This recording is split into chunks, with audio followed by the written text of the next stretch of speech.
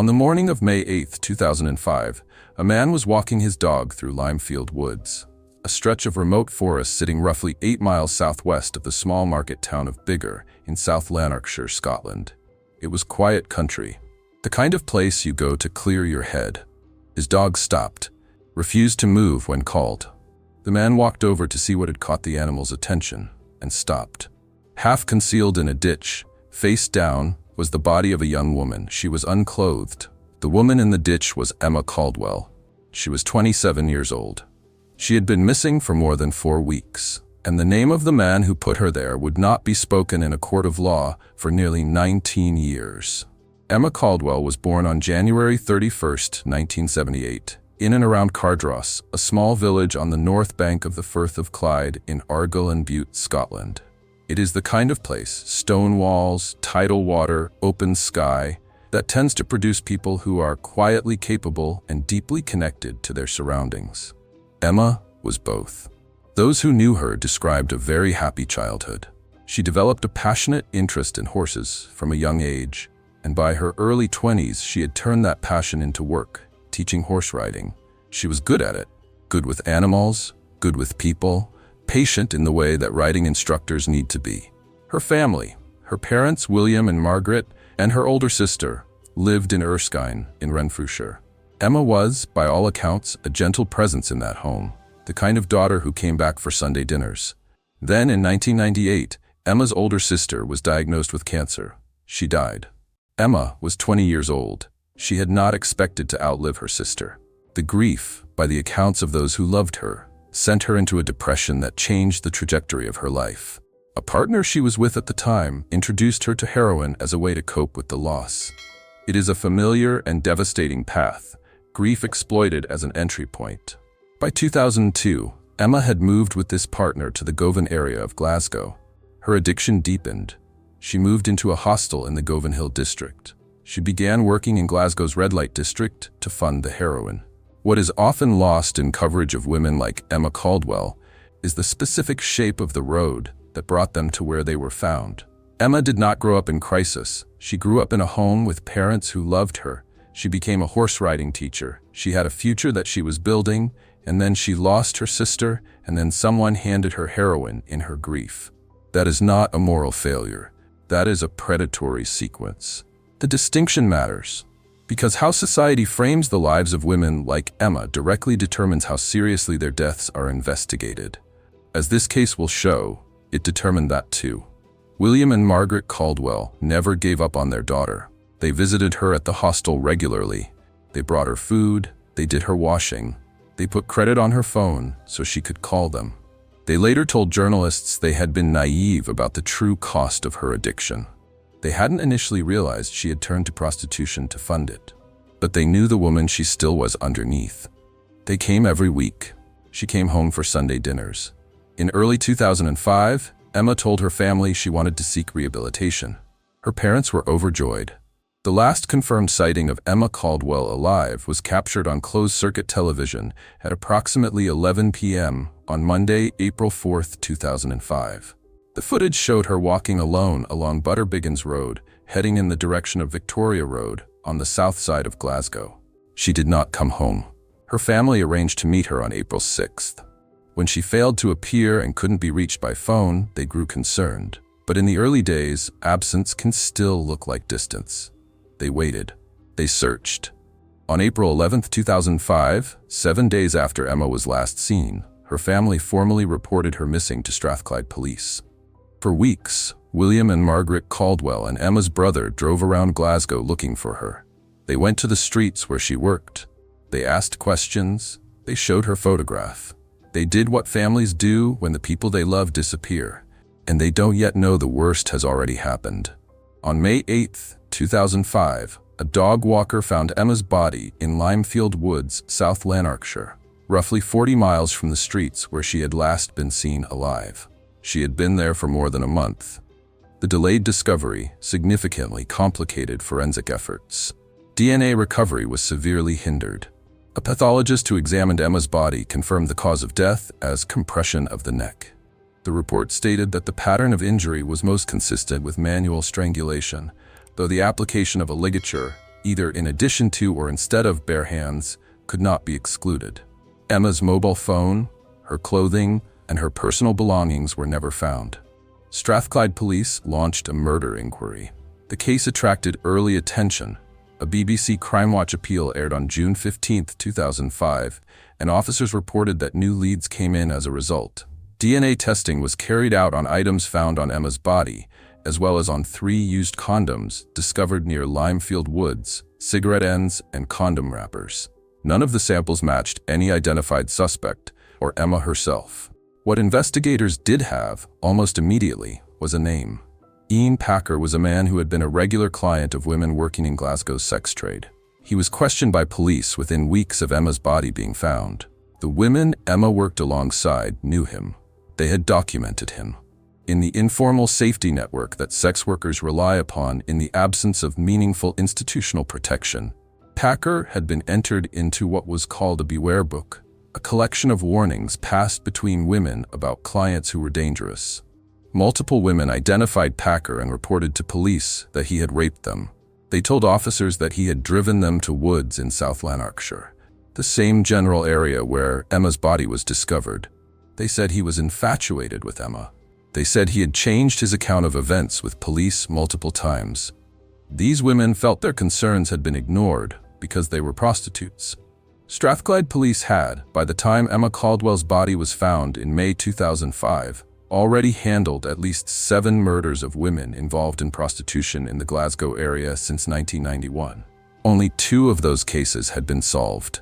That pattern of concentrated violence against women in the sex trade and concentrated institutional failure to answer for it did not emerge in a vacuum. It is the product of a specific, documented judgment that some women's deaths matter more than others. What happened next in the Emma Caldwell investigation is best understood as the direct consequence of that judgment. Rather than following the trail that pointed toward Packer, the investigation pivoted, dramatically and expensively, in a different direction entirely. Strathclyde police became fixated on a group of Turkish men who ran businesses in the Glasgow city centre. Surveillance operations were mounted. Phone calls were recorded and secretly monitored. One police officer of Turkish origin, brought in to translate the recordings, claimed that evidence in the tapes showed the men discussing the murder of Emma Caldwell. Several of the men were arrested. The operation consumed enormous resources. Then, the case collapsed. 2 independent specialists reviewed the same recordings and concluded there was no evidence the men had discussed killing Emma Caldwell at all. The translation had been wrong, or the interpretation had been wrong, or both. One of the wrongly arrested men later sued Police Scotland, which by then had merged the regional forces into a national body, for damages. He settled out of court, receiving compensation for wrongful arrest and 80 days spent on remand for a crime he had nothing to do with. A detective who worked on the investigation later described it as a colossal waste of money.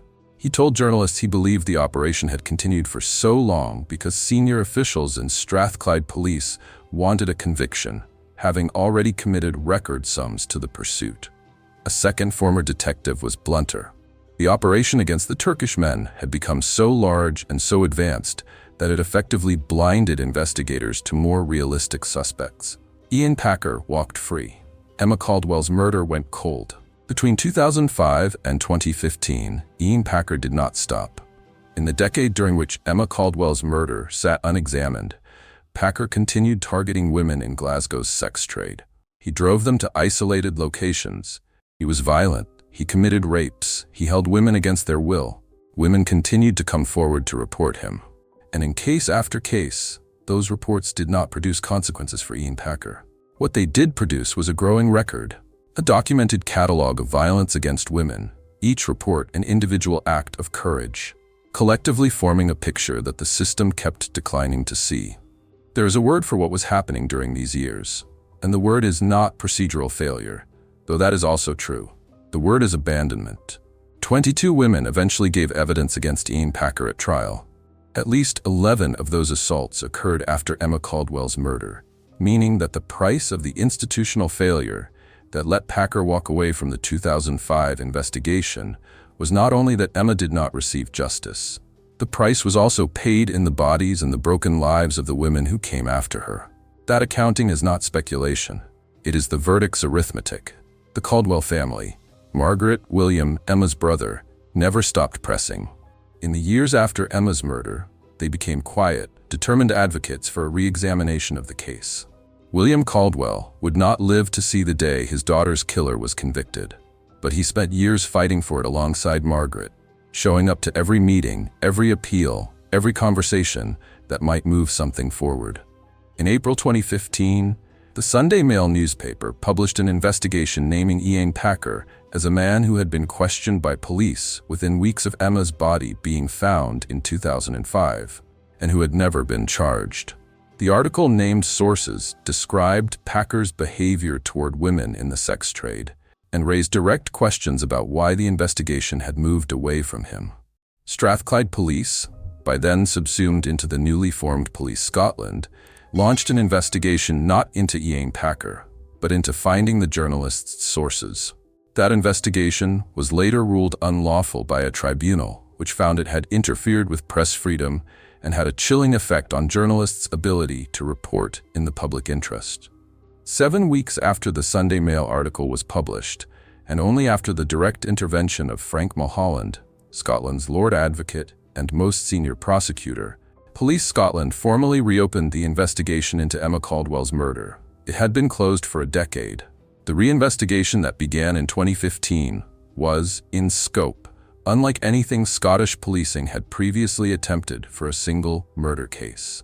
Over 7 years, officers conducted a full review of the original Strathclyde police inquiry. More than 30,000 documents were re-examined. 23,000 individual pieces of evidence were reviewed. And crucially, new forensic science was applied to old evidence. Soil samples had been collected from the footwell of Ian Packer's van in 2005, in the weeks after Emma's murder. Those samples had sat in evidence storage for 17 years. Now, forensic scientists, including Dr. Stefan Uitdehaag from the Netherlands Forensic Institute, were brought in to compare them against soil collected from the ditch at Limefield Woods, where Emma's body had been found. The analysis included pollen composition as well as soil type. The forest samples and the van samples contained the same types and quantities of pollen. The statistical probability that they matched was assessed at 99 to 99.99%, meaning the soil in Packer's van was, in all meaningful probability, from the exact spot where Emma Caldwell's body was left. That soil sample had been collected in 2005. The analysis that tied it to the crime scene was not requested until 2022. The soil sample is not a revelation of forensic advance. It is a revelation of institutional will. The physical evidence existed from the beginning. The science capable of analyzing it had existed for years. What had not existed, until a journalist published a story and a Lord Advocate ordered a review and a family refused to stop making noise, was the decision to use it.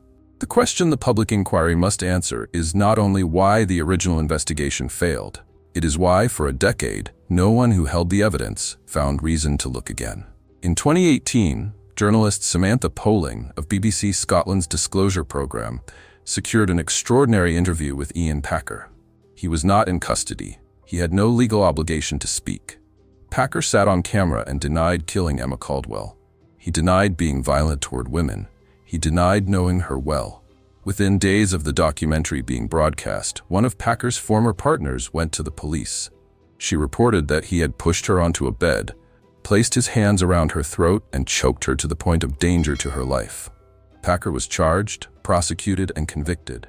He was sentenced to 2 years in prison, his first criminal conviction, for an assault committed against a woman who finally felt safe to report it after watching him lie on national television. More women came forward. Reports of rape accumulated, and the reinvestigation continued, building its case. On February 25, 2022, 17 years after Emma Caldwell's body was found, Ian Packer was arrested and charged with her murder. The trial of Ian Packer opened at the High Court in Glasgow in January 2024. He faced 36 charges: the murder of Emma Caldwell, and 35 counts of physical and sexual violence against multiple women spanning more than 2 decades. He pleaded not guilty to all charges.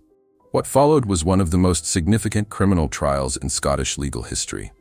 More than 20 women gave evidence. They described being raped, being driven to isolated locations, including to woods in South Lanarkshire, being held, threatened, strangled. They described Packer's methods, his ability to identify and target vulnerable women, his control, his violence, and his belief, apparently not without foundation for many years, that their complaints would not be taken seriously. Packer took the stand. Under cross-examination, he admitted he had continued having sex with Emma Caldwell after she had asked him to stop. He admitted he had told journalist Samantha Poling on camera that he had not raped Caldwell, and then admitted in court that that denial had been a lie. He said he had denied it because Poling had set him up. He said the behavior made him feel ashamed. He maintained, however, that Emma's death was not his doing.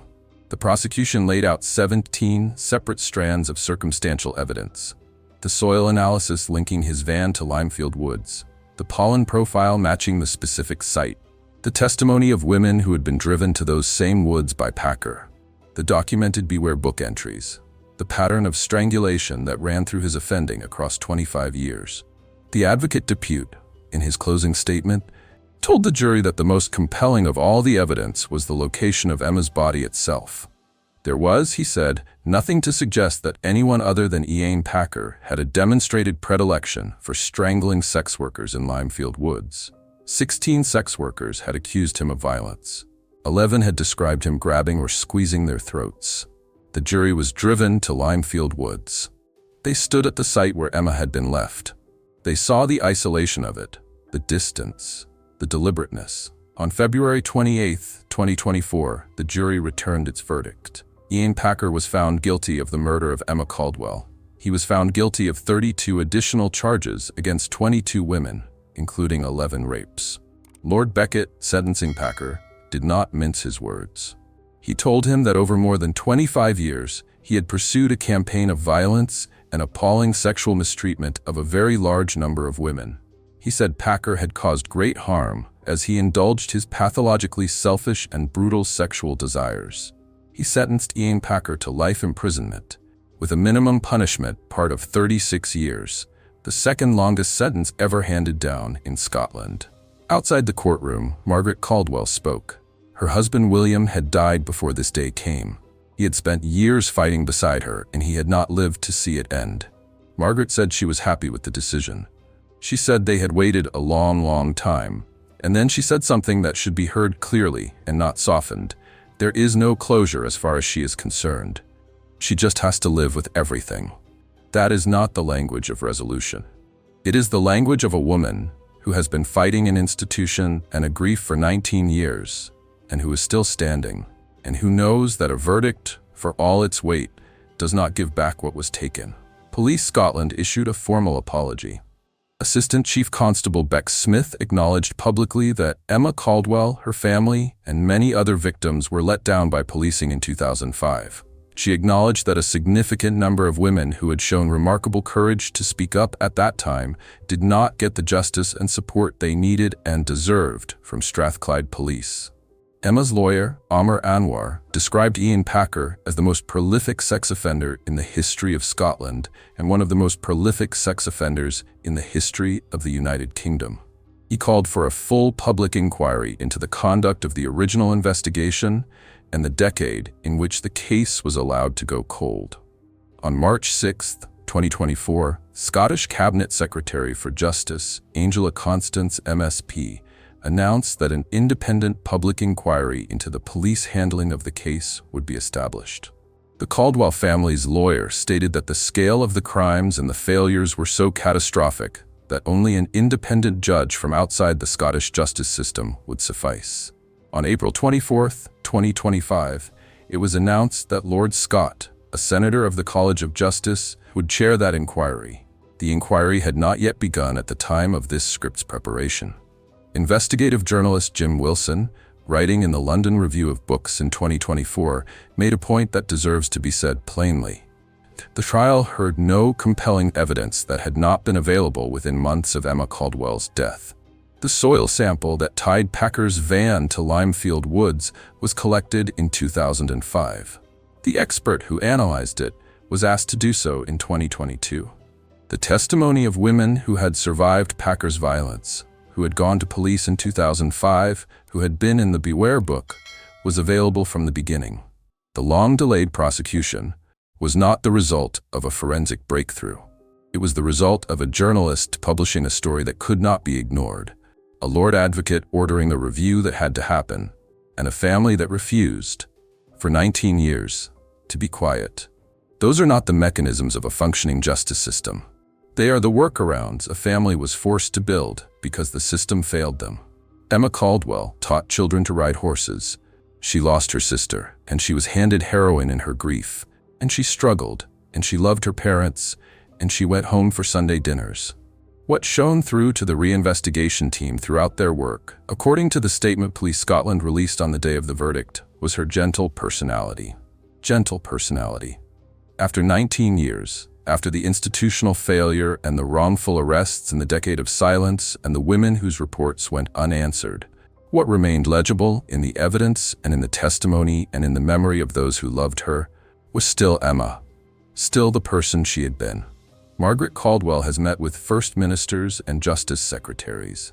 She has sat through a trial in which the details of her daughter's death were laid bare in a public courtroom. She has buried a husband who never got to see justice done. She has called for those who failed Emma to be held accountable, not only the man who killed her, but the system that allowed him to remain free. She said there is no closure. That is honest. That is real. Emma Caldwell deserved protection in life. She deserved investigation in death. She deserved justice. She received one of those 19 years too late.